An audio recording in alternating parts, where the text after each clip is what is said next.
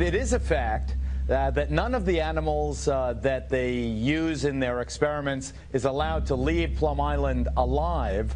Why couldn't the Montauk monster be some critter that they were tinkering with that somehow went into the water and got swept by that outgoing tide? Montauk is south and east of Plum Island, not that far, maybe 10 miles as the crow flies, maybe less even. Why couldn't it be that? Well, let's say this. This animal facility, since 1954, when it was actually inaugurated as a biological warfare facility by Nazi Germany's top warfare officer that we secretly imported to the United States. The goal was germ warfare. Is that true? It really was a Nazi? A Nazi ran the place? An ex-Nazi? Yeah, his name was Eric Traub. We can find him in the depths of the National Archives and Record Administration, where I found him.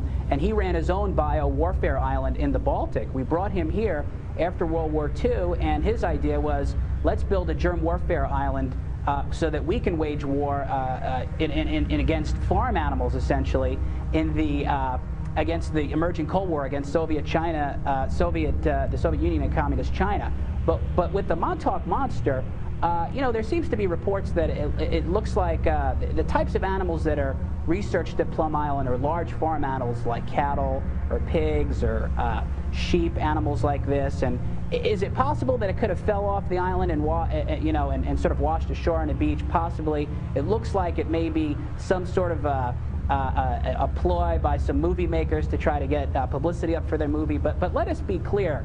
What we need to say that if this Montauk monster raises the profile of a place that is run and protected no better than a junior high school biology lab, then that's a good thing. And other things have fallen off the back, like, for example, samples of viruses and bacteria falling off the ferry and winding up on beaches before. So it wouldn't be the first time, although I'm not particularly convinced that this strange-looking animal is from Plum Island. Scratching their heads and grossing them out. The body of this creature washed ashore along the East River. So what exactly is it? Eyewitness News reporter Kimberly Richardson spoke with the woman who first spotted it and joins us live from Lower East Side. Kimberly? Well, Sade, let's first start with things that wouldn't be too surprising to find here in the East River. Today we spotted a tire, we even saw a bra, and a fisherman who pulled out a crab. But this creature, affectionately named the Manhattan Monster, well, all bets are off. Well, it's pretty hideous. Is it real? It's real. What is it? One part gross, one part fascinating. When you live in Chinatown, you definitely see a fair share of like horribly crushed rats and stuff, but nothing, I've never seen anything quite like this. Denise Ginsley showed me exactly where she spotted it. The mouth was, I mean, I saw those big teeth. Yeah, it has big teeth, and bone exposed where its top jaw should be is just bone, like its teeth are missing. Lying on its side here in the sand along the East River under the Brooklyn Bridge.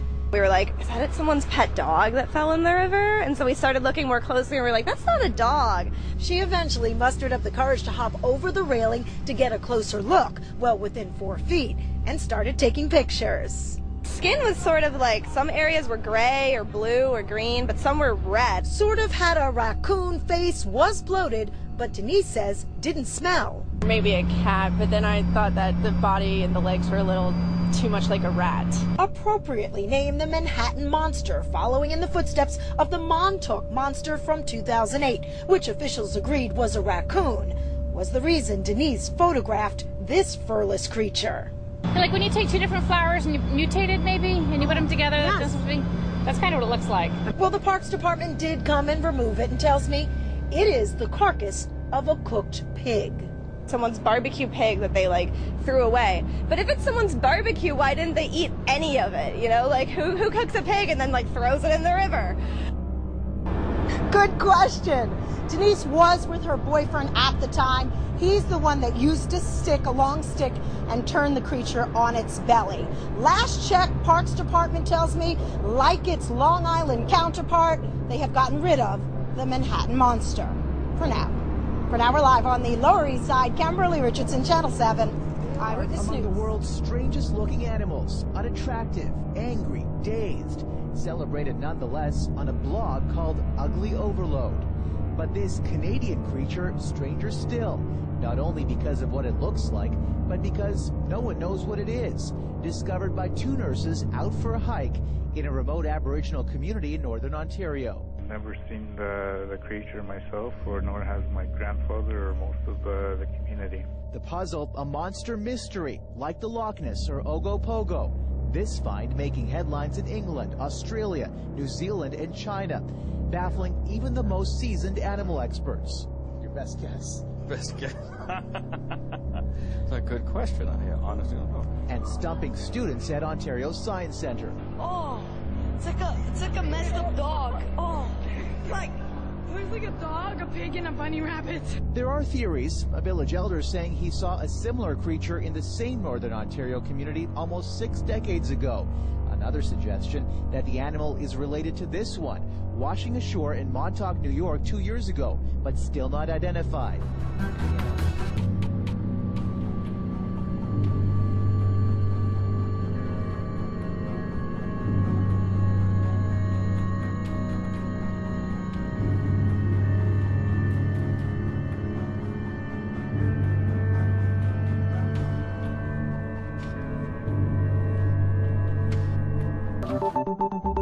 For Newsy, I'm Carissa Lathan. Beachgoers on the Spanish coast are baffled after a mysterious 13-foot creature washed up on shore. The bizarre corpse was discovered in Villarrica, Spain. It's a rotting white carcass with what appear to be horns on its head. According to Digital Journal, a Spanish official told the media authorities had no idea what it was. But one thing was for sure, the decomposing body smelled really bad. Biologists will analyze some samples, but the rest of the carcass was buried due to possible health risks for beachgoers. Photos of the mysterious carcass were quickly passed around online, and theories about the creature are now a dime a dozen. So far, the Huffington Post reports most of them suggest it's a mutant fish, a type of shark, or an oarfish. And of course, several news anchors also took a stab at trying to identify the mysterious creature. Is it the Loch Ness Monster, a water dinosaur, or even some sort of sea dragon? Could be a chupacabra. It could be. You can't zoom it in? Yes. Try to zoom it in. What the fuck? Damn. Hey, full You can see it? Zoom it in. Look at this shit, fool. That's some UFC shit, man. UFC UFO. Shit. Like some What the fuck? Looks like a chainsaw. What the fuck is that? That's a spaceship, though. Let me see. No. Let me see before it leaves. What the fuck? You just watching that motherfucker? Oh, You seen it? You can't zoom it in? Yeah, that's all it is. Look, it's like this man. Oh, yeah. Oh, dude, what the fuck? That looks like a dude. That looks Oh, like shit. What the fuck is like too shaped? Hey, but that shit looked like a fucking spaceship, like over there, huh? Like the way it was shaped.